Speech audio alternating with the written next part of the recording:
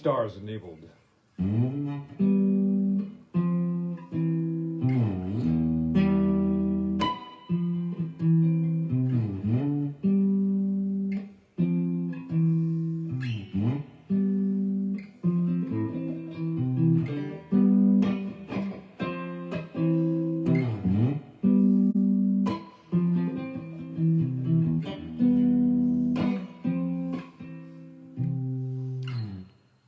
Mr. Michael, how are you this afternoon?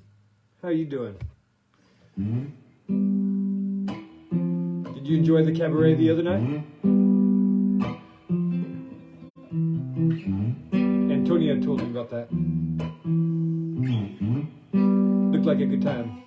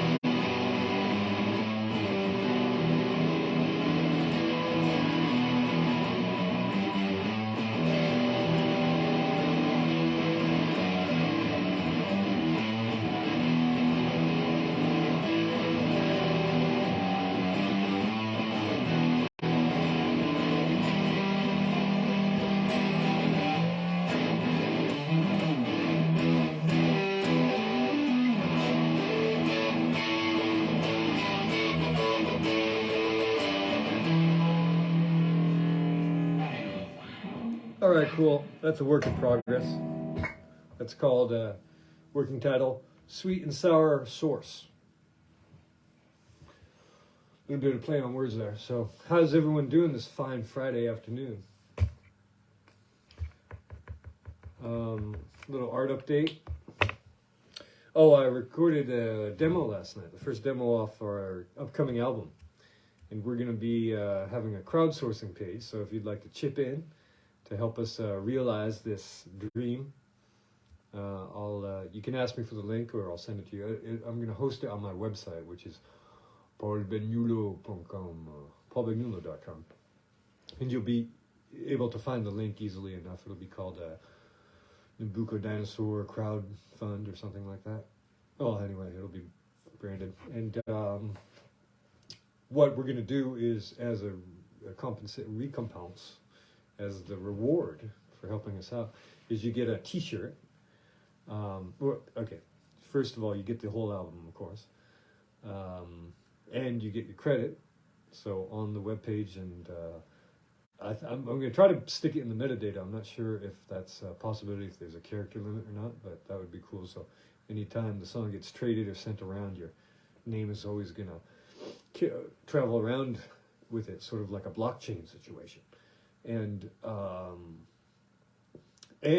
But the best part is you're going to get a t-shirt, and there are going to be different levels for the t-shirt, because all the backers are going to have their name on the back of the t-shirt, like a tour t-shirt, where they have the list of all the cities that they went to on their band played in, but it's going to be the names of everyone. And I was thinking about it a little bit more, and I think I'm going to have different tiers, so it's going to be a little bit like a festival poster as well, where the top billing acts are larger type. And so there are going to be certain tiers, so according to how much you want to chip in. And then today I was thinking logos, business logos might be good. And I'm thinking, tell me what you think about this. I think it's going to be $1,000 for a small business. So like if it's a mom and pop, if you have a restaurant, if you, I'm not sure how we're going to qualify, but you know what the difference between a small business and a corporate. Oh, if you have a massage parlor. So you can have your little logo on there for $1,000. And for corporate sponsorship, I think 10 grand. I mean, that sounds pretty reasonable to me. So going to have that possibility. And then I was thinking too of having like a fifth tier for individuals, which would be something like $500. and that you get your big name in red diagonal across the back of the shirt, as if it's a sold out sign. But then I was just thinking, all the people who bought in just doing us a favor at the lowest tier probably get kind of pissed off that their name is obscured by some asshole who thinks he's got a big swinger because he's dropping $500 to have his name on a T-shirt. Anyhow, so I'll have to rethink that. Let's see, what else? Okay, art. So be on the lookout for that. Oh, hello, there's someone there from the Book of Faces. Do say hello. Michael's joined us on the gram of Instas. Art update, here we go. Okay, so palimpsest collage, and you can see I'm drawing in the trees here using a double grid system. You may ask yourself what a grid system is, but it's a method for enlarging or reproducing an image. So what I did was I drew a 10 by 10 centimeter grid on here, and then on my source image I also have the image divided into it's 80 by 80 centimeter canvas. I have my image as well divided into 8 columns and rows. But to go further, because look at how mad this stuff is, these tree details, you know, it's just utter madness. So what I did was I superimposed another grid over that, which is a diagonal system of 5 by 5 slanted rows and columns, 45 degrees what, and that makes it easier to just the placement of details and so forth. And so then I'm going to get this all penciled in.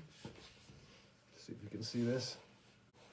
And then go over with ink. So it's a bit, you can't tell now, I'm just doing the trees.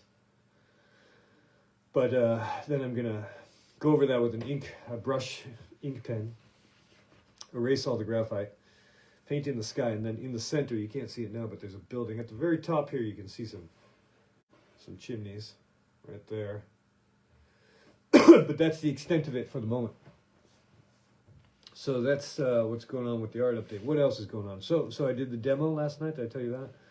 About, it's a riff that I've had for a while. Ooh, for quite a while, as a matter of fact. Ooh la la, yeah. Well, I'm a little bit ashamed. It's less than 2 years old, at least. So I was thinking that for this album that we come up with all new music, because I do have a few old songs I could do, but I want to, I'm talking with the guys, I think I want to make something that sounds present and of the moment and cohesive. So that's the plan. I have some older songs, but I don't think I'm going to demo them out for here. They could be interspersed later on, because what we're going to do is we're going to make the album. We're going to give everyone who backs it, they all get it in pre-release, of course, and then subsequently we're going to release it, we're going to stream it out little by little on the streaming platforms. So if you want a t-shirt and super personalized and cool souvenir, you know, be sure to get on that. And what else is going on? Yeah, so I had a good time demoing that song. But it has, it's called Sir Isaac, and it has no lyrics right now. It kind of goes like...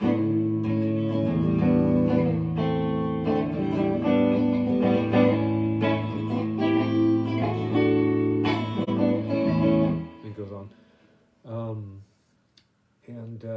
I just have to finish it off. I have to slide some things around so that they're positioned correctly, because there's that intro, which is a little bit like this.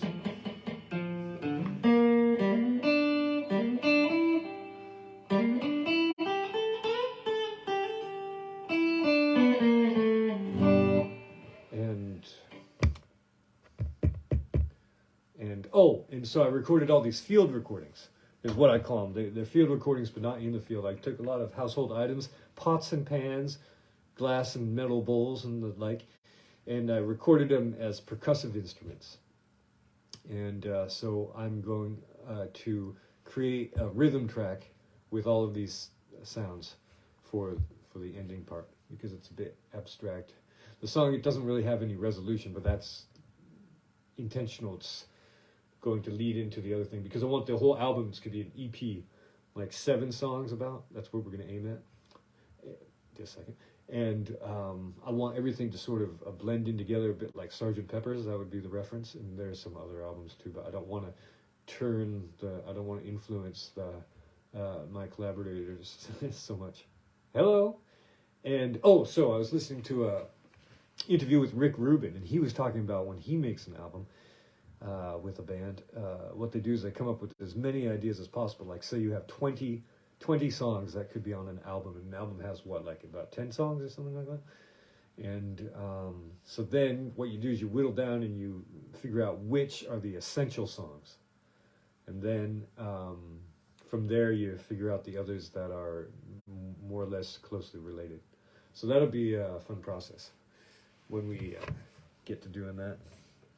So it's almost time to go. Thanks everyone for stopping by, and have yourself a wonderful Friday evening.